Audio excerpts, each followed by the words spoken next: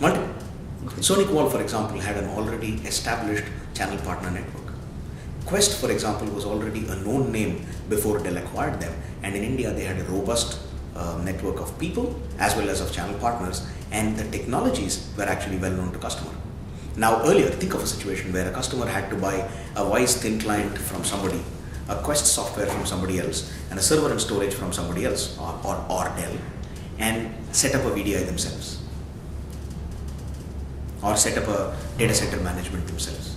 Today, it is that much easier for the customer to actually talk to one Dell and say, get me this particular solution.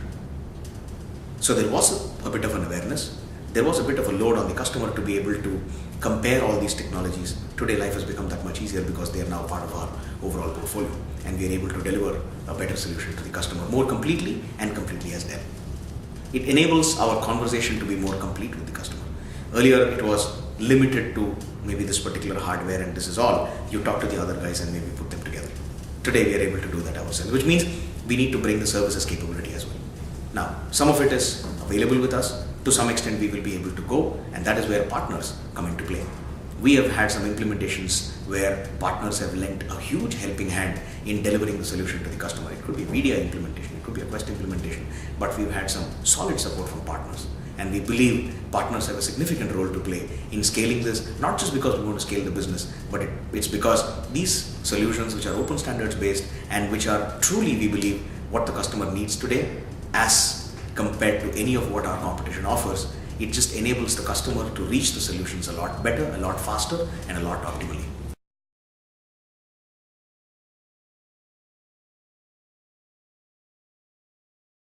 Okay, we don't publish the India results separately, Sanjay, but globally, enterprise solutions and services forms about a third of our revenue and about 50% of our margins.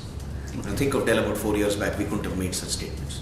So obviously, it just shows how important this is becoming for Dell, right? Number one. Number two, you talked about what is happening in the market.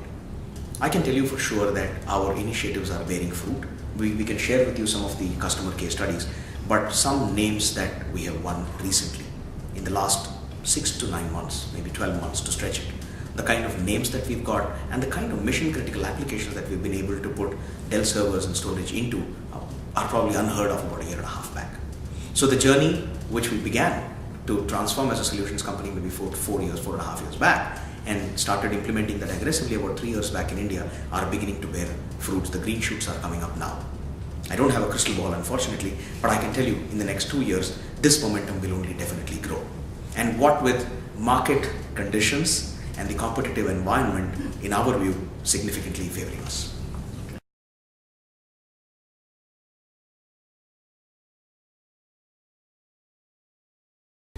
The e-commerce companies, it is easiest for them to adopt IT. Firstly, they are very, very IT aware. Second is their business model is dependent on IT.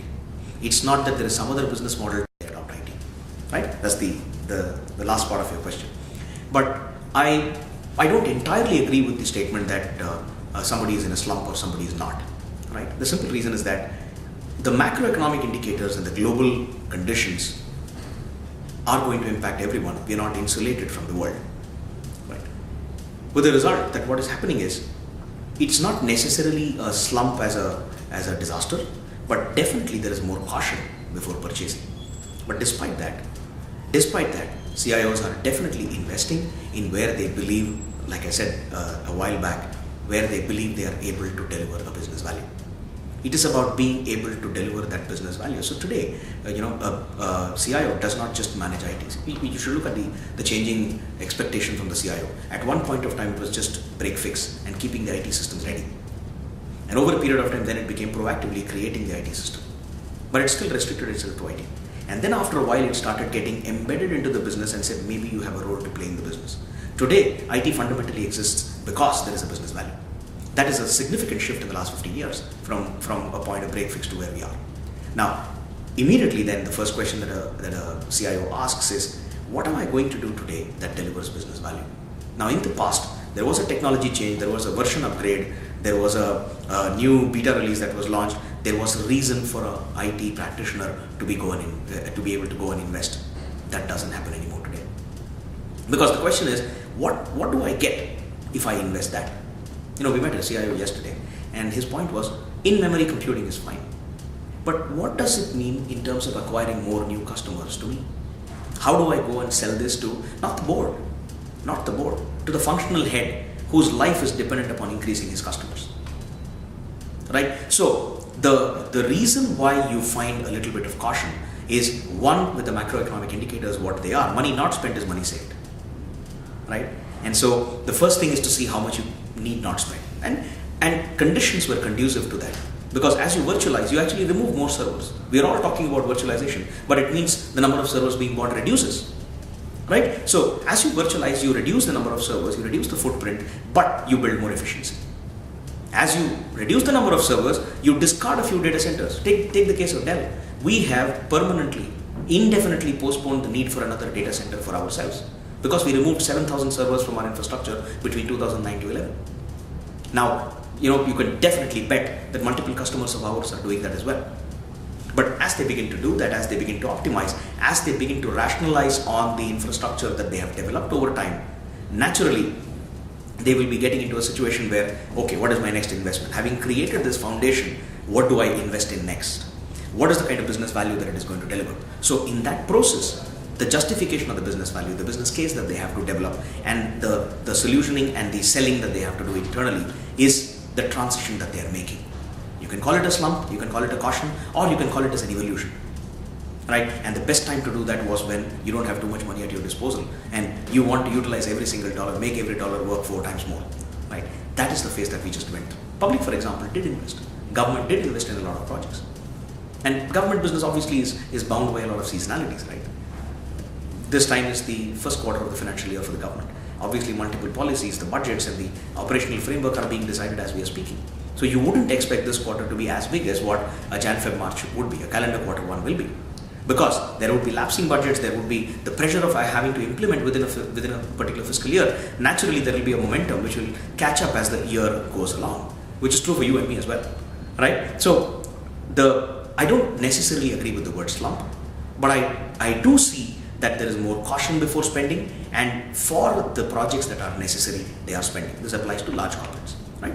And within that, there is constant need because of regulatory framework for BFSI segment to keep on investing. There is constant need for telcos to keep investing. Manufacturing is the one which is doing a lot of caution because they're bringing a lot of efficiency into manufacturing and they're trying to build that into their IT investments. The mid-market now, the e-commerce companies, the small-time companies, or the ones who are fresh startups, or the ones whose business model evolves, even if they are mid-sized companies, even if the business model evolves around IT, they are the ones who adopt much faster. But the mid-market, the rest of the mid-market, obviously, the cost of money was not easy. Now, would you invest in paying salaries? Would you invest in buying the equipment needed for your business? Or would you invest in IT? How many of them have an evolved IT? That is where a company like Dell has a significant role to play. Because our fundamental ability is in being able to build a solution bottoms up for the mid-market, mid-sized companies. The growth companies, as we call them, like the preferred accounts. It's not a hi-fi solution which has been watered down to meet a mid-sized company's requirement, which is what most of our other industry competitors do. But we built the solutions bottoms up, which are ideally meant for small to mid to large-sized companies in different flavors. And that is where the mid-market companies' decision-making, if they do not have a very evolved IT and a capability to decide for themselves, that is where we facilitate that.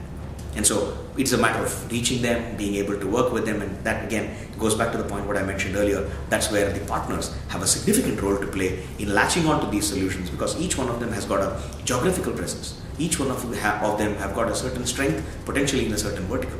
Or each one of them has got a certain solution segment-oriented implementation capability. And as we begin to marry the two, the solutions we have, the customer base we need to get to, and the partner's capability, we see that the reach and the ability to deliver these solutions is getting that much faster.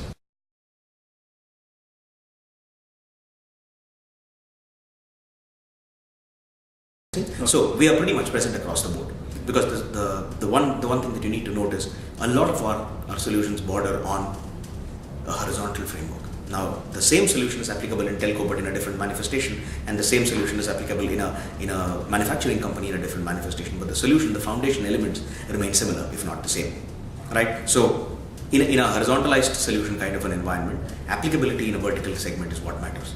But I just said the market environment, government is investing, telco is investing, BFSI is investing, manufacturing is investing in pockets, mid-market is beginning to open up once again. After the cash crunch and the severity of the global impact mattered to them, they are beginning to open up once again. So in general, I'm saying that in different degrees, the investment patterns are varying. So it does not necessarily mean only for us.